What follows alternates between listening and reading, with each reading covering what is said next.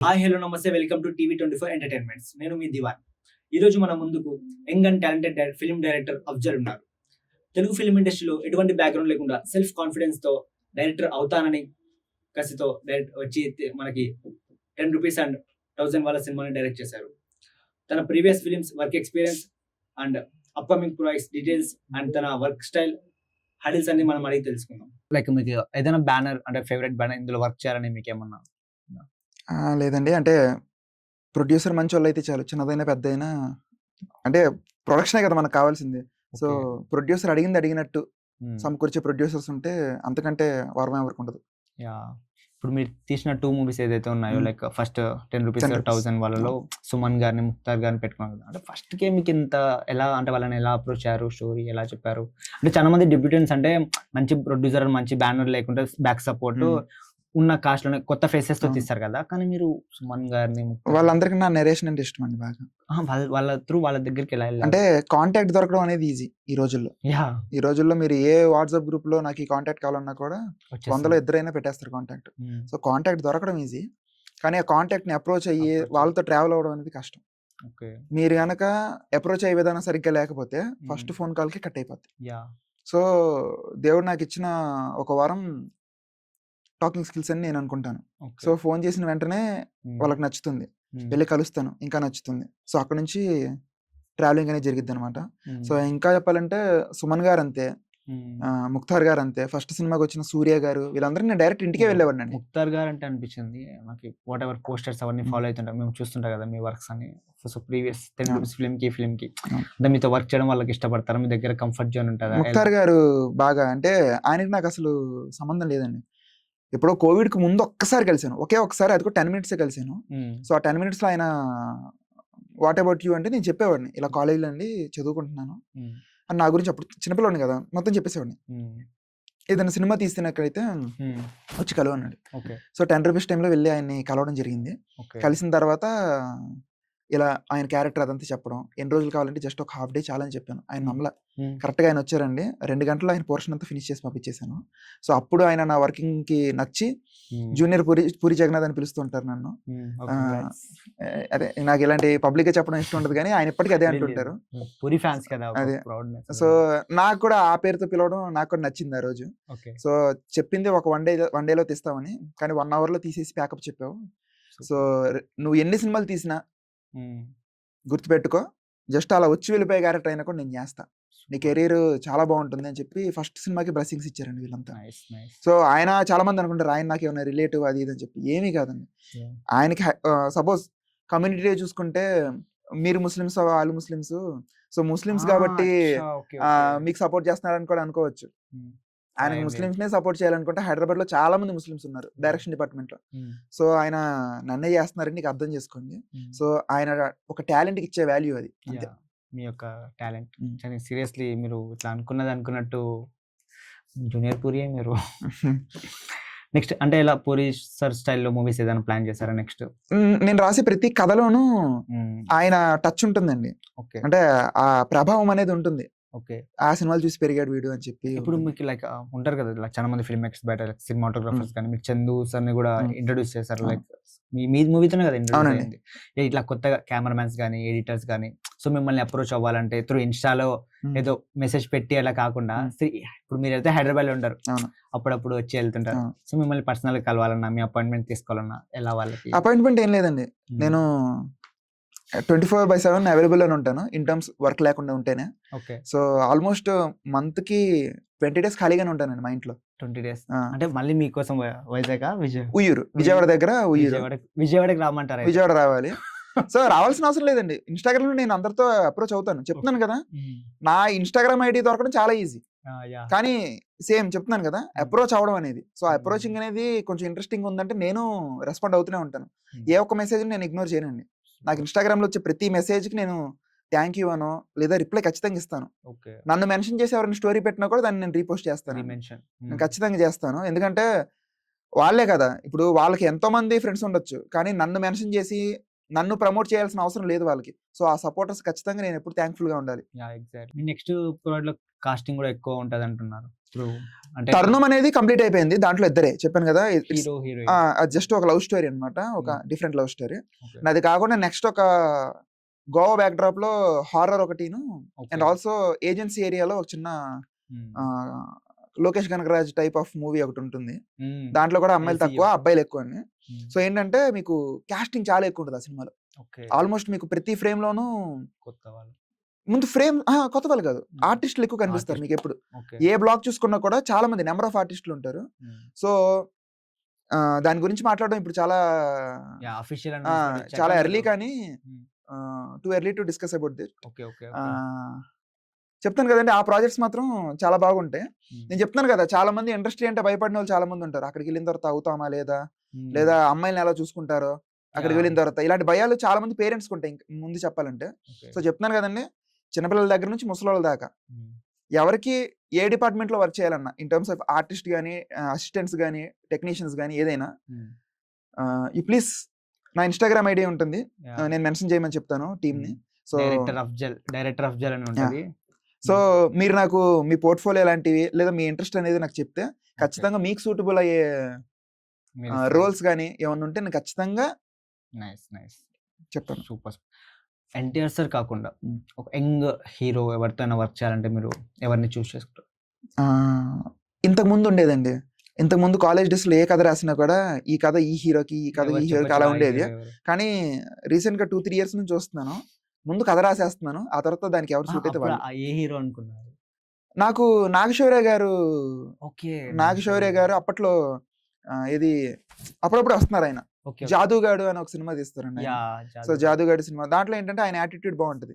In terms of Sandeep Kishan గారు కూడా Venkatadri express అవన్నీ చేసినప్పుడు నాకు అనిపించేది ఇలాంటి వాళ్ళతో మనం కథలు రాస్తే బాగుంటది కదా. మంచు మనోజ్ గారు అంటే నాకు బాగా ఇష్టం. ఇంకా చెప్పాలంటే మనోజ్ గారు అంటే చాలా బాగా ఇష్టం. ఆయన ఊహించుకుని కూడా 2-3 కథలు కాలేజ్ డేస్ లో రాసుకునేవి ఉన్నాయి. సో ఏంటంటే ఈ సందీప్ కిషన్ గారు, నాగశౌర్య, మంచు మనోజ్ గారు ఇలాంటి వాళ్ళతో వెళ్దామని చాలా అనిపించేది. సో ఇప్పుడు ఏంటంటే కథ రాస్తున్నాను అంతే. సో ఆ కథ ఎవరికి సూట్ అయితే వాళ్ళకి అంతే. అంటే ఇప్పుడు లైక్ ఎలా అంటే మీరు మీ ప్లేస్ ఏమైనా ఉంటుందా ఈ ప్లేస్ లోనే కూర్చొని స్టోరీ రైటింగ్? లైక్ సార్ ఇప్పుడు మా ఇంటి డాబా అండి, డాబా పైన టెర్రస్ మీద కూర్చొని పేపర్ పైన పెట్టుకుంటే కథ అయిపోయేది. ఓకే. అంటే చాలా వరకు కొంతమంది like Prashanth Neel sir drink చేసి రాస్తారు, పూరి సార్ అటు బ్యాంకాక్ సైడ్ వెళ్ళి రాస్తారు. మీకు అట్లా ఏమన్నా లాంగ్? దేవుడి దయ వల్ల నాకు ఇంకా బ్యాడ్ హ్యాబిట్స్ అనేవి అలవాటు అవ్వలేదు. చెప్తాను కదండి, లంచ్ చేసి టెర్రస్ ఎక్కుతాను, రాత్రి 7 అవుద్దో 6 అవుద్దో తెలియదు, రాస్తూనే ఉంటాను అంతే. ఈ రైటింగ్ టైంలో ఎవరైనా హెల్ప్ తీసుకుంటారా? లైక్ లేదండి, అంటే మీకు స్టోరీ మొత్తం రాసాక ఎవరికైనా నరేషన్ ఇస్తారు ఫస్ట్ మీ వాళ్ళకి త్రూ? ముందు నాకు నేను ఇచ్చుకుంటానండి. అదే మీ అయిపోయినాక మీరు రాసిన తర్వాత ఒక్కసారి నేను ఒక ఆడియన్స్ లో కూర్చొని చదువుకుంటాను. నాకు నచ్చకపోతే నేను అక్కడే సైడ్ తీసేస్తాను. అంటే మెయిన్ ఇప్పుడు సుమన్ గారికి ఉంది క్యారెక్టర్ ఎక్స్ప్లెయిన్, లైక్ మమ్మీ అని డాడీ అని ఎవరికన్నా అది నేను ఒక రాసినాను, అమ్మకి చెప్తాను, అమ్మకి చెప్తాను, అన్నయ్యకి కూడా చెప్తాను. అన్నయ్య బ్రెయిన్ లోనే చాలా కథలు ఉంటాయి. సో ఏదైనా కథ చెప్తే ఇప్పుడు కాదురా నేను వేరే థాట్ లో ఉన్నాను, కాసేపు అయిన తర్వాత వింటాను అంటాడు. అమ్మ అలా కాదు కదా, ఎన్ని కథలు చెప్పినా కూడా కూర్చొని వింటాను. మమ్మీ ప్రతిదీ మనకు బాగుంది అంటే కొడుకు చెప్పింది ఏదన్నా బాగుంది అంటారు కదా. నాకు అర్థమైపోద్ది, ఏదైనా మంచి కథ చెప్పానంటే మాత్రం వాళ్ళ కళ్ళలో తెలిసిపోద్ది అండి. ఏదైనా మంచి కథ కాదు ఇదేదో అంటే ఫస్ట్ ఏంటంటే అది మంచి కథ నా కాన్ఫిడెన్స్ వస్తేనే అమ్మని పిలుస్తాను. ఒకవేళ నాకే ఏదన్నా కొంచెం డౌట్ గా ఉంటే అసలు చెప్పనండి. సో అమ్మకి కూడా ఏదైనా కథ చెప్తే అమ్మ కొన్ని క్వశ్చన్లు అడిగిందంటే ఆ కథ నచ్చలేదని అర్థం, కొన్ని డౌట్లు అడిగిందంటే క్వశ్చన్ స్క్రిప్ట్ ఎక్కలేదని అర్థం. అలా కాకుండా బాగుంది అని ఒక సింగిల్ లైన్ రివ్యూ ఇచ్చేసిందంటే ఇంకా చాలా సూపర్. ఈ మీరు 10 రూపీస్ కి సర్టిఫికేట్ తీసుకున్నారు కదా మూవీ, అప్పుడు మీ పోస్ట్ చూసాను నేను, చాలా అవార్డ్స్ వచ్చాయి రాశారు. ఫస్ట్ మూవీ థియేటర్ స్క్రీన్ పైన పడ్డప్పుడు డైరెక్టర్ అఫ్జల్ పడినప్పుడు అప్పుడు ఫ్యామిలీ పేరెంట్స్ వాళ్ళ రియాక్షన్ ఏంటి?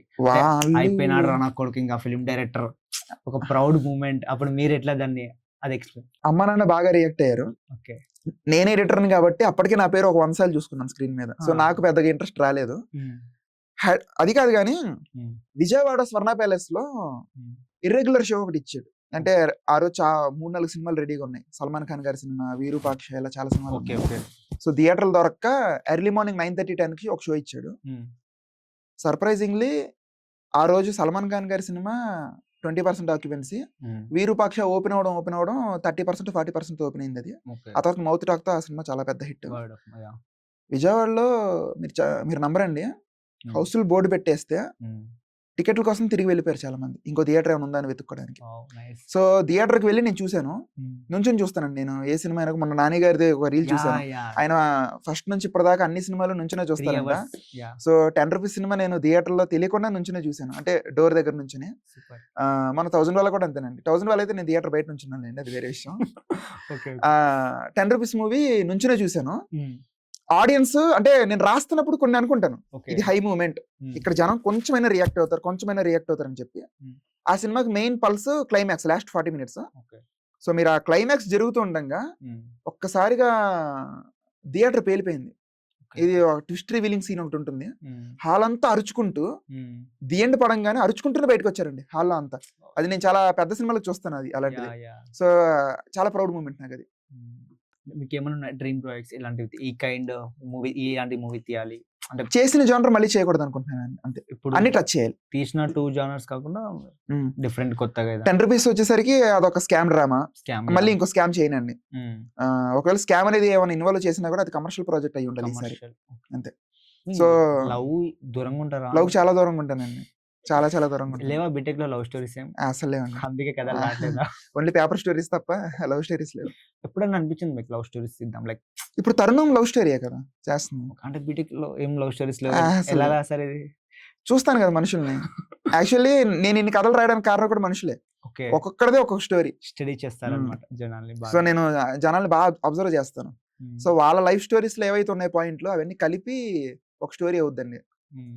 ఇక్కడ చూడండి, మీరు ఎడిటర్ మీరే అంటారు 10 రూపీస్ కి. కొత్త వాళ్ళని ఐ మీన్ హైర్ చేసుకోవచ్చు. వేరే ఎడిటర్ కి ఇవ్వకుండా మీరే ఎందుకు ఎడిట్? ముందేంటంటే డైరెక్టర్ కి ఎడిటింగ్ నాలెడ్జ్ ఉండాలి. Actually director is a good editor, మంచి ఎడిటర్ కూడా. అంటే నేను కొంతమంది దగ్గర విన్నాను, ఆ సీన్ ని మనం ఎంతో ఇష్టంగా తీసింటాం, చిత్రీకరించింటాం, చాలా లవ్ అంటే అరే బాగుంటది అది, కానీ తీయాలంటే మనకు మనసు డ్యూరేషన్ లెంత్ ఎక్కువ అవుతుంది. ఆ మూమెంట్ ని మీరు ఎట్లా అంటే చూసుకుంటా? అంటే 10 రూపీస్ మూవీకి వచ్చేసరికి విత్ ఇన్ ద బడ్జెట్ మా ఫ్రెండ్సే కలిసి ప్రొడ్యూస్ చేసుకున్నాం కాబట్టి బడ్జెట్ తగ్గిద్దని చెప్పి నేను ఎడిటింగ్ లో దిగాను. అండ్ అది కాకుండా ఏంటంటే నా సినిమా నేను ఎడిట్ చేసుకుంటే ఆ ఎమోషన్ నాకు తెలుసు కాబట్టి ఏది ఎక్కడ దాకా పెట్టాలో నాకు తెలుసు. 1000 వరకు వేరండి, 1000 వరకు నేను జస్ట్ సీక్వెన్స్ మాత్రమే చేశాను. నెక్స్ట్ తరుణం నేనే. నెక్స్ట్ మీ ఫర్దర్ వచ్చే మూవీస్ అన్ని అది నేను గ్యారంటీ ఇవ్వలేను, కానీ తరుణం వచ్చేసరికి ఎంత అండి, అరౌండ్ ఒక 35 minutes మాత్రమే. అది చిన్నది, ఒక ఎపిసోడ్ లాగా అనమాట.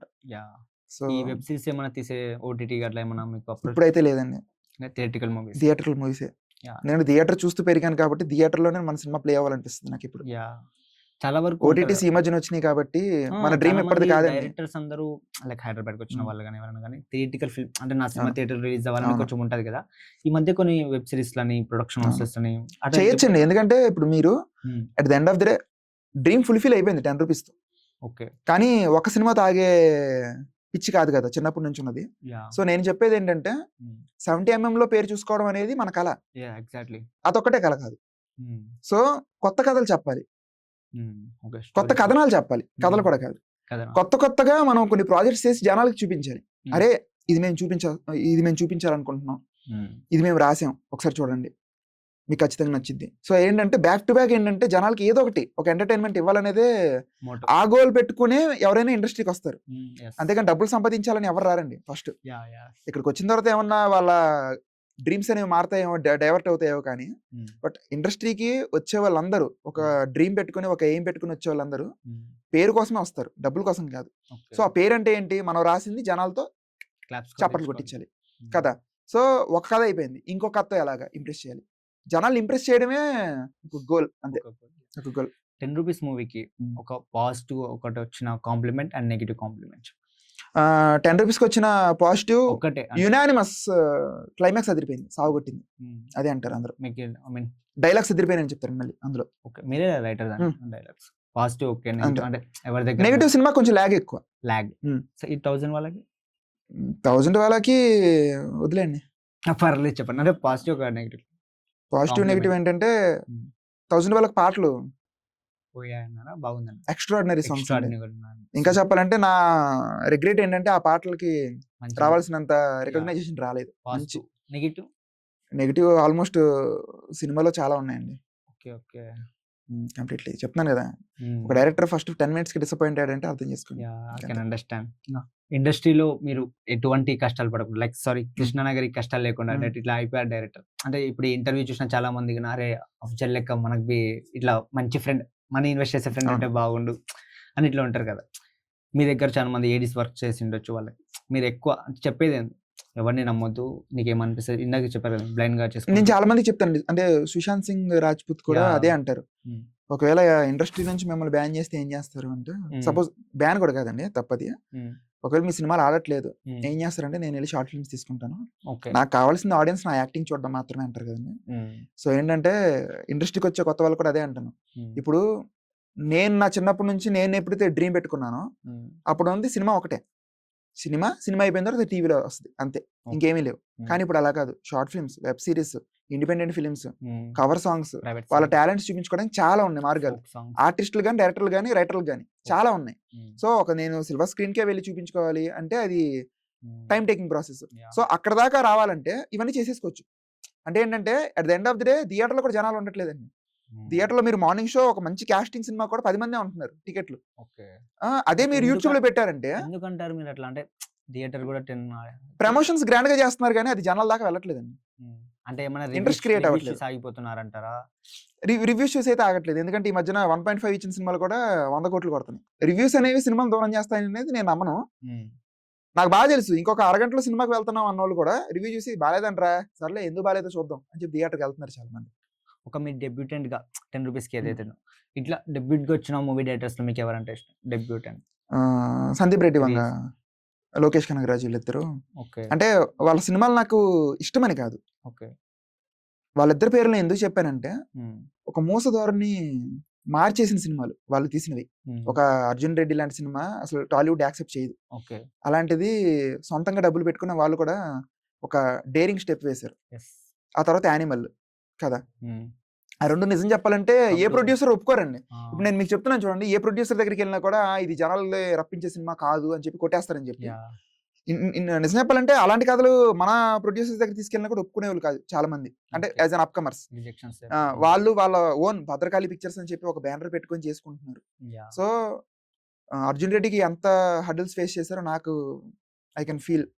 అండ్ ఆల్సో లోకేష్ కనగరాజు కూడా అంతేనండి. ఆయన కూడా నగరం సినిమా, ఆ సినిమా కూడా పాపం తెలుగులోనే చాలా ప్రొడ్యూసర్స్ దగ్గరికి వెళ్ళారంట, అవ్వలేదు. తమిళ్లో తీస్తే అక్కడ పేరు వచ్చిన తర్వాత వెంటనే ఖైదీ, మాస్టర్, మీరు ఈయన ఫిల్మోగ్రఫీ చూసుకున్నా ఆ ఫీమేల్ ఆర్టిస్టులు తక్కువ ఉంటారు. ముందు ఆ కథ స్టోరీ టెల్లింగ్ ఏదైతే ఉందో దాని మీద ముందు బేస్ అయి ఉంటుందండి. సో నాకేంటంటే ఒక మోస ధోరణిని కొట్టేసిన డైరెక్టర్ వీళ్ళిద్దరు. సో అందుకు నాకు వీళ్ళిద్దరిని కొంచెం రెస్పెక్ట్ ఎక్కువ. మీరు ఈ డైరెక్షన్ డిపార్ట్మెంట్ కాకుండా ఏమయ్యేవారు? లైక్ బీటెక్ బ్యాక్గ్రౌండ్ కదా కాదా? చెప్పాను కదా, visual communication and mass communication. Once ఈ డైరెక్షన్ ఫీల్డ్ ఏమోనండి, నాకు ఊహ తెలిసిన దగ్గర నుంచి నేను సినిమాలోకి వెళ్ళాలి, డైరెక్టర్ అవ్వాలని అనుకున్నాను కాబట్టి వేరే ఆలోచన లేదు. ఇదే అయ్యేవాడిని అంతే అంతే. అఫ్జల్ గారు 10 రూపీస్ అండ్ 1000 వాళ్ళ ఈ మూవీస్ లో రెండు మీకు మీ ఫ్రెండ్స్ అన్నారు కదా technicians, like music director and cameraman. So Vamshi నాకు తెలుసు. సో వంశీ గురించి అంటే మీతో ఎట్లా వర్క్ బాగుంటది కదా? అబ్బో, అంటే మాకు ఏంటంటే ప్రొఫెషనల్ ఎంత ర్యాప్ ఉంటుందో పర్సనల్లీ దానికి డబుల్ ఉంటుంది మాకు. నేను చూసా వంశీ స్టేటస్ కూడా చూసాను కదా, సూపర్ ఉంటుంది. నాకు అనిపిస్తుంటది అప్పుడు అమ్మ వంశీతో ఇప్పుడు పని చేయాలి. తను ఒక మినీ మణిశర్మ, ఒక మినీ తమన్, మినీ అనిరుద్ ఏమన్నా వేసుకోవచ్చు. ఎందుకంటే ఆయన అంత ఆషామాషి టెక్నీషియన్ కాదు.